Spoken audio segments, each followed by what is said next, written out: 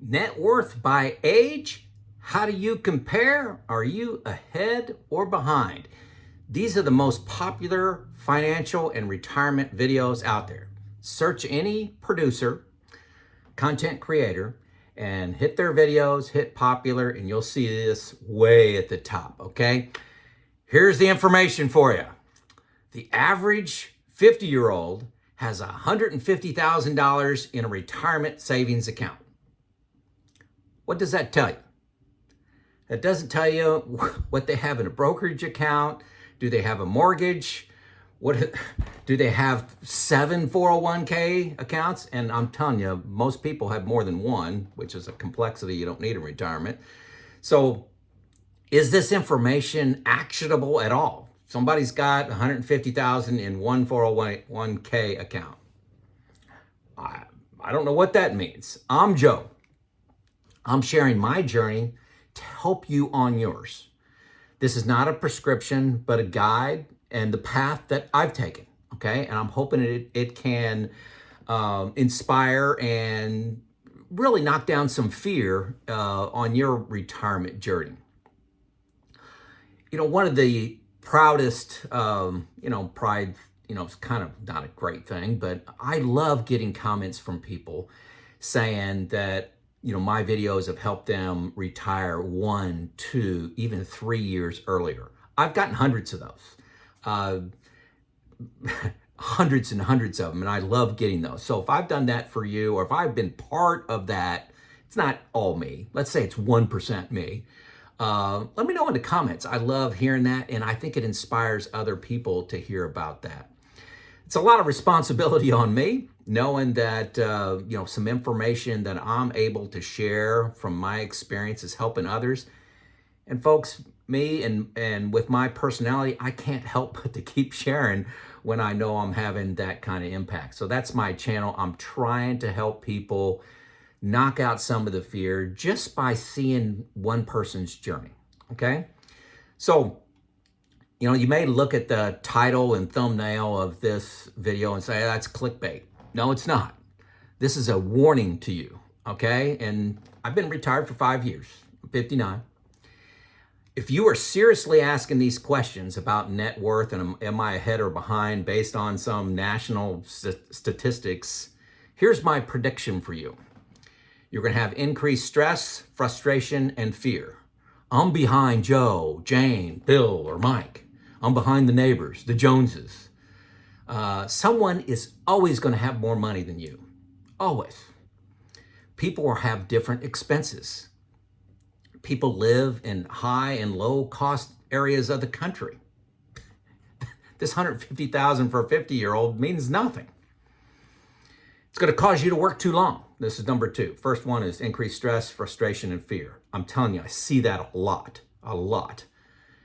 Number 2 is working too long. I need 1 million. I need 1.5 million. I need 3 million. That's what I'm supposed to have according to this source, or because of this person that I've heard has $2 million, and I got to at least have that much. Number 2. Number 3, taking too much risk to get ahead. I need to speculate more. You are going to speculate more. You're going to maybe buy, have 50% of your investments in individual stocks. Maybe you buy some crypto.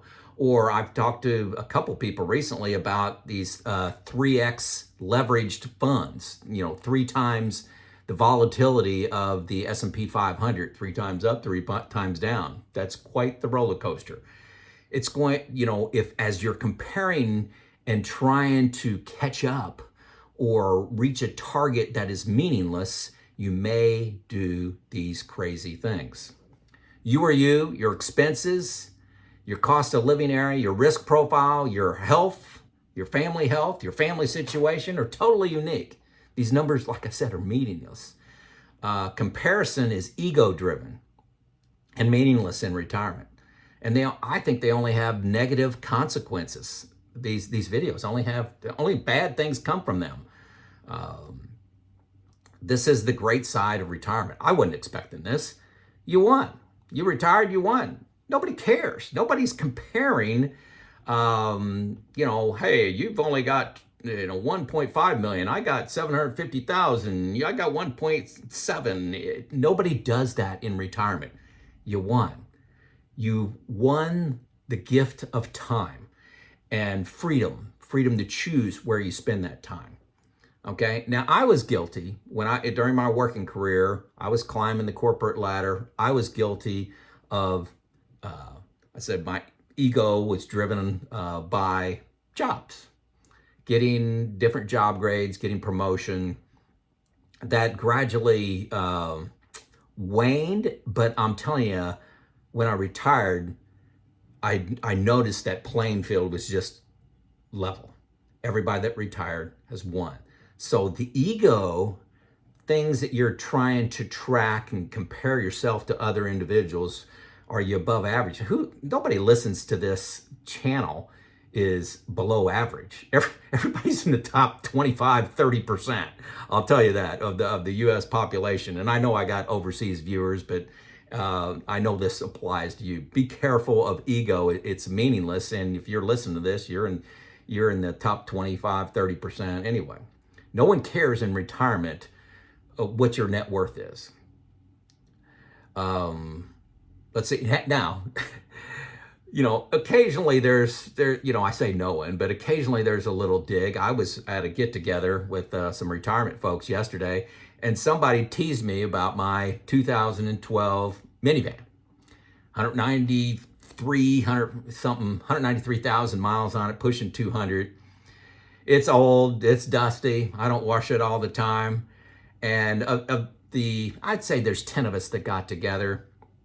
By far, I had the worst car, and one guy started teasing me, and the other individual, he's probably driving a $90,000 car, but I just see no value in driving 2,500 miles a year is what I've been averaging since I retired. 2,500 miles.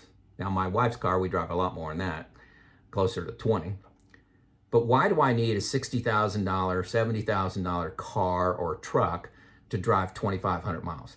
I'd rather have an older minivan that I can load up with stuff, like a pickup truck. And I got a lot of storage in a minivan when you take the seats out. So it's all ego. It's all ego. And so it does rear its ugly head a little bit, but I laugh it off.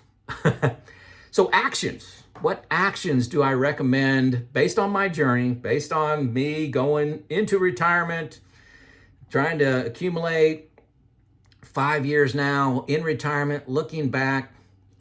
Here's what you need to know.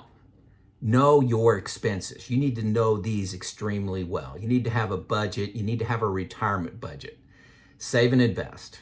You decide how much you want to save and invest. I think you need to be in the 15 to 20% range, depending on how early you want to retire. I'll go more into that in a second. And you got to invest based on your risk profile. Me, when I was working until I was about 3 years out from retirement, I was 100% in mutual funds. I didn't have any individual stocks. I had some company stock that I worked for, the company I worked for, but I didn't buy any individual stocks. And when I got company stock, I sold that as soon as it vested. But I was 100% following the stock market, something like the S&P 500 or the total stock market. I'm still 80-20, so I like the stock market. I feel comfortable in the stock market, and I'm buffered against problems. You've heard me talk about buckets before, but that's me. That's not you. I'm not telling you what to do. You do what you want. You're an individual. I use spreadsheets. I recommend you use spreadsheets to estimate growth. That's an okay place to start when you're 30. You can say, hey, I'll get a flat rate of return of 8%, and inflation's going to be this. Here's how my nest egg grows. That's okay. You can do that. But folks, there's some comprehensive software out there that so easy and so comprehensive and turns your tables into graphs where you can visually see the impact of your decisions, that to me, it's ridiculous not to use them. Some of them are free they aren't comprehensive, but there's some free packages out there. I use a package called New Retirement. It's the best game out there by a long shot. I've tried a dozen of them. Go to my first link below and you'll get a free 2 weeks with that. So check that out. It's $120 a year. If you're 35 years old, buy it once, see if you like it, or try it for 2 weeks, see if you like the format. Buy it, use it a lot, and then you may not, renew that and for another 5, 10 years even.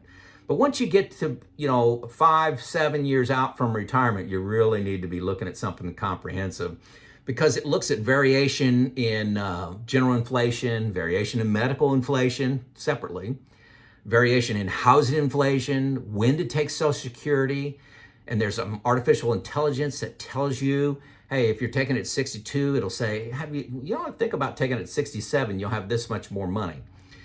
Returns, it varies returns, high, low, average, all over the place. It uses Monte Carlo simulation, different savings rates. Also, it prompts you on what are you going to do in retirement? Okay, is it going to cost money? A lot of people forget this. Hey, what are you going to do in retirement? I'm going to travel. Is that in your budget? No. Put in some go-go spending.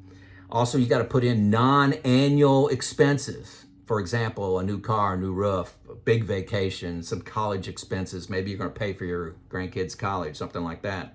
Also, you can look at the impact of working till 55, 59, 65, 67. How much more money are you going to have at your death if you work 2 more years?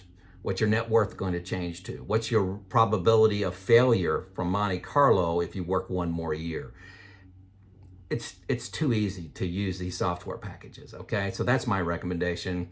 You are never too young to begin planning, okay? You really got to plan with a little finer point on your pencil when you're thinking about retiring early, like say 55, because where are you going to get the funds from 55 to 59 and a half?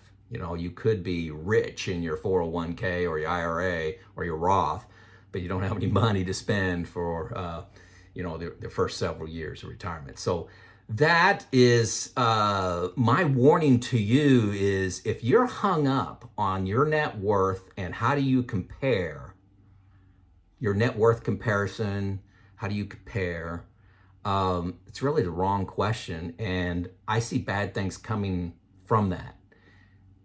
Customize your plan to you, make your decisions.